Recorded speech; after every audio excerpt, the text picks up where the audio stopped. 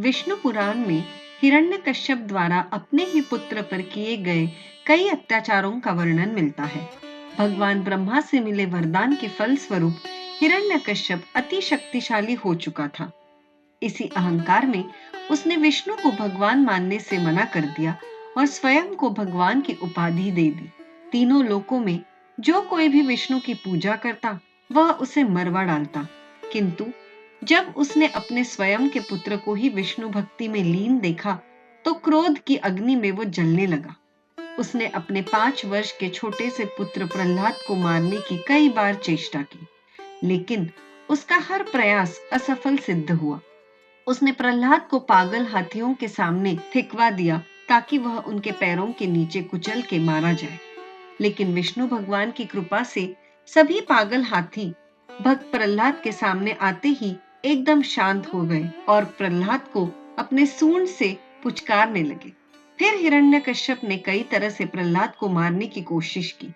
सांपों से भरे कुएं में फेंकवा दिया, पर्वत की चोटी से नीचे खाई में फेंक दिया, बेड़िया बांधकर समुद्र में फेंकवाया, अस्त्र शस्त्र से मरवाने की कोशिश की, लेकिन हर बार भगवान विष्णु ने प्रहलाद की रक्षा की, जिससे कि हिरण्यकश्यप हर बार प्रहलाद को मारने में असफल हो रहा था।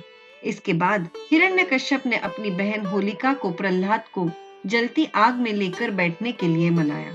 होलिका को ब्रह्मा जी से वरदान प्राप्त था कि आग से वह सुरक्षित रहेगी। आग उसका बाल भी बांका नहीं कर सकती है। कहा जाता है कि होलिका के पास एक चादर थी, जिसे ओढ़ लेने से वह आग की दरिया में भी खड़ी हो जाती तो भी जलती नहीं थी। फाल्गुन पूर्णिमा की रात होलिका भक्त प्रहलाद को अपनी गोद में लेकर चिता पर बैठ गई।